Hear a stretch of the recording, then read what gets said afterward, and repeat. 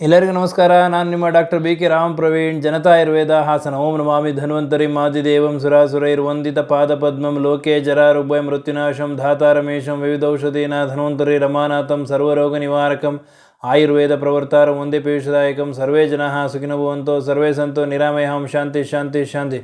ವೀಕ್ಷಕರೇ, ಇವತ್ತಿನ ದಿನಗಳಲ್ಲಿ ಅತಿ ಹೆಚ್ಚು ಜನರು ಈ ಒಂದು ಸಮಸ್ಯೆಯಿಂದ ಬಳಲ್ತಾ ಇದ್ದಾರೆ. ಆದರೆ ಕೆಲವರಿಗೆ ಅದು ಸಮಸ್ಯೆ ಅಂತಲೇ ಅನಿಸಿರಲ್ಲ. ಅದು ಕಾಲಕ್ರಮೇಣ ಜಾಸ್ತಿ ಆದಾಗ ಅದ್ರ ಬಗ್ಗೆ ಅವರು ಜಾಸ್ತಿ ಯೋಚನೆ ಮಾಡ್ತಾರೆ, ತಲೆ ಕೆಡಿಸ್ಕೋತಾರೆ. ಅದು ಯಾವುದು ಅಂತಂದರೆ ಫ್ಯಾಟಿ ಲಿವರ್.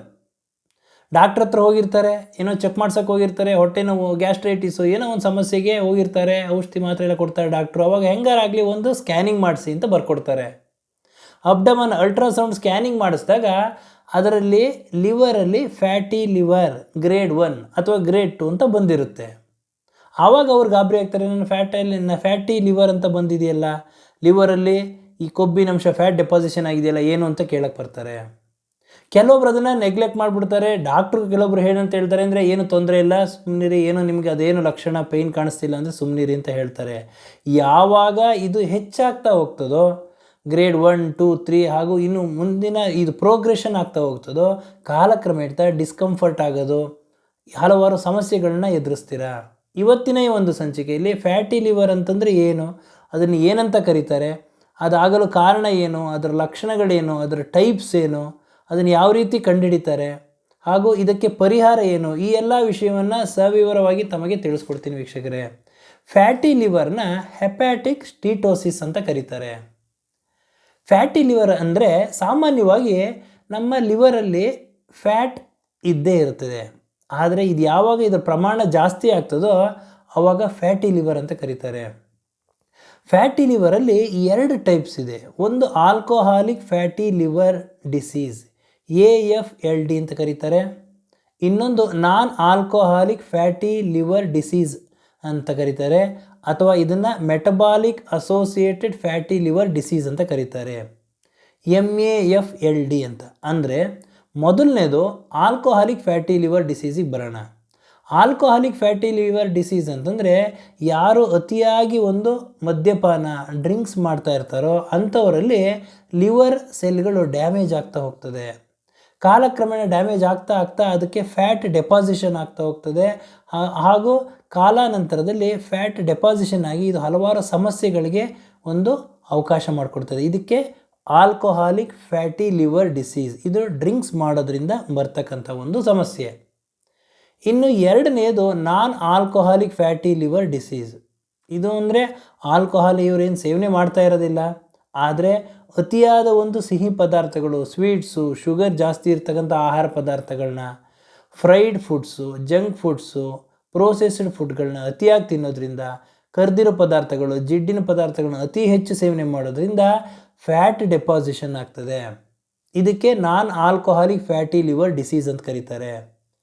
ಇದಕ್ಕೆ metabolic associated fatty liver disease ಅಂತಲೂ ಕರೀತಾರೆ. ಯಾಕೆ ಅಂತಂದರೆ ಆಹಾರ ತಿಂದಿದ್ದು ಡೈಜೆಷನ್ ಆಗಬೇಕು, ಡೈಜೆಷನ್ ಆದ ನಂತರ ಮೆಟಬಾಲಿಸಮ್ ಕರೆಕ್ಟಾಗಿ ಆಗಬೇಕು. ಮೆಟಬಾಲಿಸಮ್ ಅಂತಂದರೆ ಆಹಾರ ಏನು ಸೇವನೆ ಮಾಡಿರ್ತೀರೋ ಅದು ಶಕ್ತಿಯಾಗಿ ಪರಿವರ್ತನೆ ಆಗಬೇಕು.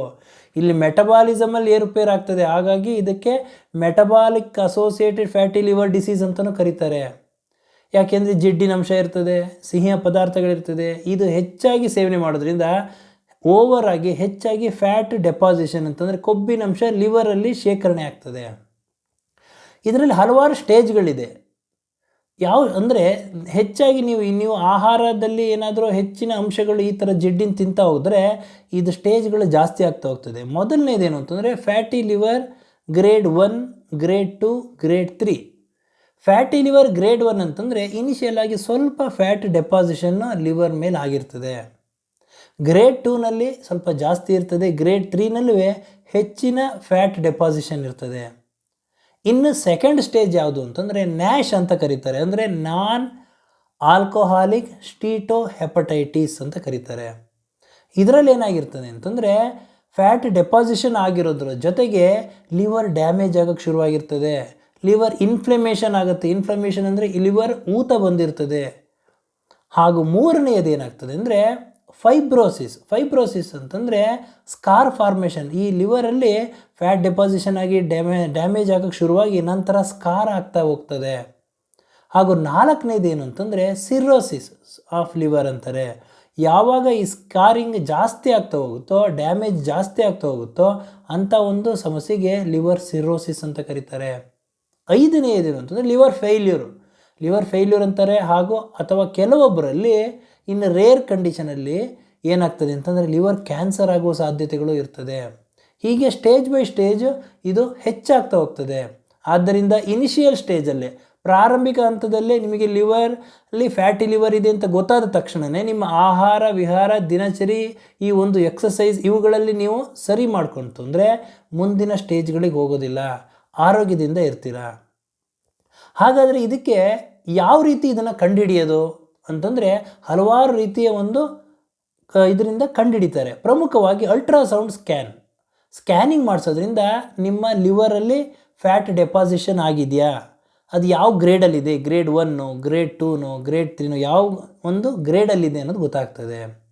ಹಾಗೂ ಕೆಲವೊಂದು ಪರೀಕ್ಷೆಗಳು ಲಿವರ್ ಫಂಕ್ಷನ್ ಟೆಸ್ಟ್ LFT ಅಂತ ಕರೀತಾರೆ, ಇದನ್ನು ಮಾಡಿಸೋದ್ರಿಂದ ಗೊತ್ತಾಗ್ತದೆ.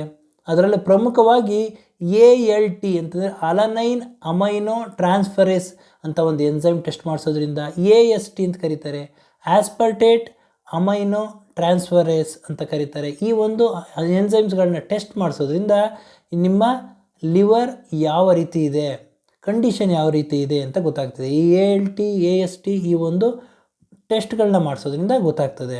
ಹಾಗೂ ಫೈಬ್ರೋ ಸ್ಕ್ಯಾನ್ ಅಂತಂದರೆ ಈ ಫೈಬ್ರೋ ಸ್ಕ್ಯಾನ್ ಮಾಡಿಸೋದ್ರಿಂದ ಫೈಬ್ರೋಸಿಸ್ ಏನಾರು ಆಗ್ತಾ ಇದೆಯಾ, ಲಿವರ್ ಡ್ಯಾಮೇಜ್ ಆಗ್ತಾ ಇದೆಯಾ, ಈ ಎಲ್ಲ ಒಂದು ವಿಷಯಗಳು ತಮಗೆ ಗೊತ್ತಾಗ್ತದೆ. ಇದ್ರ ಜೊತೆಗೆ ಲಿಪಿಡ್ ಪ್ರೊಫೈಲ್ ಟೆಸ್ಟ್, ಈ ಟೆಸ್ಟ್ಗಳನ್ನ ಮಾಡಿಸೋದ್ರಿಂದ ನಿಮ್ಮ ಲಿವರಿನ ಕಾರ್ಯಕ್ಷಮತೆ, ಲಿವರ್ ನಮಗೆ ಬಹು ಮುಖ್ಯವಾಗಿ ಬೇಕಾಗಿರ್ತಕ್ಕಂಥ ಅಂಗ. ಹಾಗಾಗಿ ನಮ್ಮ ರಕ್ತ ಶುದ್ಧಿ ಮಾಡೋದಕ್ಕೆ, ನಮ್ಮ ಡೈಜೆಷನ್ಗೆ, ಪ್ರತಿಯೊಂದಕ್ಕೂ ನಮಗೆ ಅವಶ್ಯಕತೆಯಾಗಿ ಬೇಕಾಗಿರ್ತಕ್ಕಂಥ ಈ ಅಂಗ ಚೆನ್ನಾಗಿದೆಯಾ ಅನ್ನೋದು ನಿಮಗೆ ಗೊತ್ತಾಗ್ತದೆ. ಹಾಗಾದರೆ ಇದಕ್ಕೆ ಯಾವ ರೀತಿ ಪರಿಹಾರ ಯಾವ ರೀತಿ ನಾವು ಮಾಡ್ಕೋಬೇಕು? ಇಲ್ಲಿ ಏನಾದರೂ ನಿಮಗೆ ಫ್ಯಾಟಿ ಲಿವರ್ ಡಿಸೀಸ್ ಇದೆ ಅಂತ ಗೊತ್ತಾದ ತಕ್ಷಣ ಅಂತಂದರೆ ನಿಮ್ಮ ಆಹಾರ ವಿಹಾರ ದಿನಚರಿಯಲ್ಲಿ ನೀವು ಸರಿ ಮಾಡ್ಕೋಬೇಕು.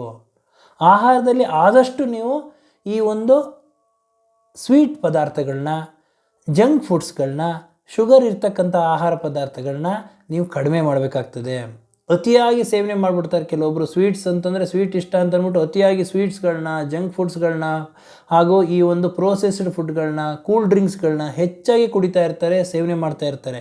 ಈ ಥರ ನೀವು ಒಂದು ಅಭ್ಯಾಸ ಇಟ್ಕೊಂಡಿತ್ತು ಅಂತಂದರೆ ಸಿಹಿ ಪದಾರ್ಥಗಳನ್ನ ಕಡಿಮೆ ಮಾಡಿ, ಶುಗರ್ ಇರ್ತಕ್ಕಂಥ ಆಹಾರ ಪದಾರ್ಥಗಳನ್ನ ಕಡಿಮೆ ಮಾಡಿ, ಕರ್ದಿರೋದು, ಹುರಿದಿರೋದು ಹಾಗೂ ಜಿಡ್ಡಿನ ಪದಾರ್ಥಗಳನ್ನ ಅವಾಯ್ಡ್ ಮಾಡಿ, ಹಾಗೂ ಆಹಾರ ಆದ ನಂತರ ವಿಹಾರದಲ್ಲಿ ಪ್ರತಿನಿತ್ಯ ಒಂದು 30ರಿಂದ 45 ನಿಮಿಷನಾದರೂ ನೀವು ರೆಗ್ಯುಲರಾಗಿ ನೀವು ಎಕ್ಸಸೈಸ್ ಮಾಡಬೇಕು, ವಾಕಿಂಗ್ ಮಾಡಬೇಕು, ಹೆಚ್ಚೆಚ್ಚು ನೀರು ಕುಡಿಬೇಕು, ನಾರಿನಂಶ ಇರ್ತಕ್ಕಂಥ ಆಹಾರ ಪದಾರ್ಥಗಳನ್ನ ಹೆಚ್ಚು ಸೇವನೆ ಮಾಡಬೇಕು, ಕಾರ್ಬೋಹೈಡ್ರೇಟ್ಸ್ ಕಡಿಮೆ ಇರ್ತಕ್ಕಂಥ ಆಹಾರ ಪದಾರ್ಥಗಳನ್ನ ನೀವು ಸೇವನೆ ಮಾಡಬೇಕು. ಯಾವುದು ನಿಮಗೆ ಟ್ರೈಗ್ಲಿಸರೈಡ್ಸ್ ಅಥವಾ ಕೊಲೆಸ್ಟ್ರಾಲ್ ಜಾಸ್ತಿ ಮಾಡ್ತದೋ, ಕೊಬ್ಬನ್ನು ಜಾಸ್ತಿ ಮಾಡ್ತದೋ ಆಹಾರ ಪದಾರ್ಥಗಳನ್ನ ನೀವು ಕಡಿಮೆ ಮಾಡಬೇಕಾಗ್ತದೆ.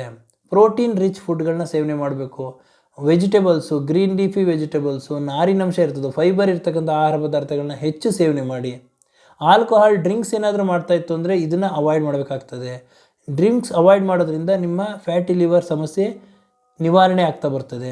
ಹಾಗೂ ರೆಗ್ಯುಲರಾಗಿ ನೀವು ಎಕ್ಸಸೈಸ್ ಮಾಡಬೇಕು. ಇದರ ಜೊತೆಗೆ ವೈಟಮಿನ್ ಸಿ ಅಧಿಕವಾಗಿ ಇರ್ತಕ್ಕಂಥ ಆಹಾರ ಪದಾರ್ಥಗಳು, ಕಿತ್ತಳೆ ಹಣ್ಣು, ಮೋಸಂಬಿ, ಸೀಬೆಹಣ್ಣು, ಸ್ಟ್ರಾಬೆರ್ರಿ, ಈ ಥರ ಬೆರ್ರಿ ಹಣ್ಣುಗಳನ್ನ ಸೇವನೆ ಮಾಡಬೇಕಾಗ್ತದೆ. ಇದರ ಜೊತೆಗೆ ಟರ್ಮರಿಕ್ ಅಂತಂದರೆ ಅರಿಶಿಣ ಆ್ಯಂಟಿ ಇನ್ಫ್ಲಮೇಟ್ರಾಗಿ ಕೆಲಸ ಮಾಡ್ತದೆ, ಅಂದರೆ ಉರಿಯೂತವನ್ನು ಕಡಿಮೆ ಮಾಡ್ತದೆ. ಯಾವಾಗ ನಿಮ್ಮ ಸ್ಟೇಜಸ್, ನನಗೆ ಏನು ಹೇಳಿದೆ ಸ್ಟೇಜಸ್ಸು, ಲಿವರ್ ಮೊದಲು ಫ್ಯಾಟಿ ಲಿವರ್ ಆಗ್ತದೆ, ಗ್ರೇಡ್ 1, 2, 3 ಆಗ್ತದೆ. ನೆಕ್ಸ್ಟ್ ಏನಾಗ್ತದೆ ಅಂದರೆ ನ್ಯಾಶ್ ಅಂತ ಏನು ಹೇಳಿದೆ, ನಾನ್ ಆಲ್ಕೋಹಾಲಿಕ್ ಸ್ಟೀಟೋ ಹೆಪಟೈಟಿಸ್ ಅಂತ. ಇದರಲ್ಲಿ ಈ ಒಂದು ಫ್ಯಾಟ್ ಡೆಪಾಸಿಷನ್ ಆಗೋದ್ರ ಜೊತೆಗೆ ಇನ್ಫ್ಲಮೇಷನ್ ಆಗಿರ್ತದೆ, ಊತ ಬಂದಿರ್ತದೆ. ಈ ಊತನ ಕಡಿಮೆ ಮಾಡೋ ಒಂದು ಶಕ್ತಿ ಯಾವುದಲ್ಲಿದೆ ಅಂತಂದರೆ ಅರಿಶಿಣ. ಅದರಲ್ಲೂ ಕಸ್ತೂರಿ ಅರಿಶಿಣ ತುಂಬಾ ಶ್ರೇಷ್ಠ. ಹಾಗೆ ಪ್ರತಿದಿನ ರಾತ್ರಿ 1 ಲೋಟ ಬಿಸಿ ನೀರಿಗೆ ಊಟ ಆದ ನಂತರ 1 ಚಮಚ ಅರಿಶಿಣವನ್ನು ಹಾಕ್ಕೊಂಡು ಚೆನ್ನಾಗಿ ಕದರ್ಕೊಂಡು ಕುಡಿಯೋದ್ರಿಂದ ಈ ಫ್ಯಾಟಿ ಲಿವರ್ ಏನು ಫ್ಯಾಟ್ ಡೆಪಾಸಿಷನ್ ಇರ್ತದೆ ಅದು ಕಡಿಮೆ ಆಗ್ತಾ ಬರ್ತದೆ. ಇನ್ಫ್ಲಮೇಷನ್ ಫ್ಯಾಟ್ ಇಂದ ಈ ಒಂದು ಲಿವರ್ ಇನ್ಫ್ಲಮೇಷನ್ ಆಗಿದ್ದರೆ, ಊತ ಬಂದಿದ್ದರೆ ಅದು ಕಡಿಮೆ ಆಗ್ತಾ ಬರ್ತದೆ.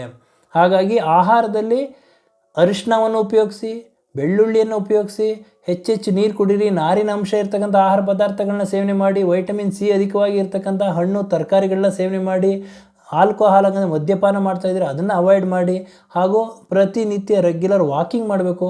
ಸರಿಯಾದ ಸಮಯಕ್ಕೆ ಆಹಾರ, ಸರಿಯಾದ ಒಂದು ನಿದ್ದೆ, ಈ ಎಲ್ಲ ರೀತಿ ನೀವು ಮಾಡೋದ್ರಿಂದ ನಿಮ್ಮ ಫ್ಯಾಟಿ ಲಿವರ್ ಸಮಸ್ಯೆ ನಿವಾರಣೆ ಆಗ್ತದೆ ಅಂತ ಹೇಳ್ತಾ ಇವತ್ತಿನ ಒಂದು ಸಂಚಿಕೆಯನ್ನು ಮುಗಿಸ್ತಾ ಇದ್ದೀನಿ. ನನ್ನ ಈ ವಿಡಿಯೋ ತಮಗೆ ಇಷ್ಟವಾಗಿದ್ದಲ್ಲಿ ಲೈಕ್ ಮಾಡಿ, ಶೇರ್ ಮಾಡಿ ಹಾಗೂ ನನ್ನ ಎಲ್ಲ ಮುಂದಿನ ವಿಡಿಯೋಗಳಿಗಾಗಿ ಸಬ್ಸ್ಕ್ರೈಬ್ ಮಾಡಿ. ಧನ್ಯವಾದಗಳು.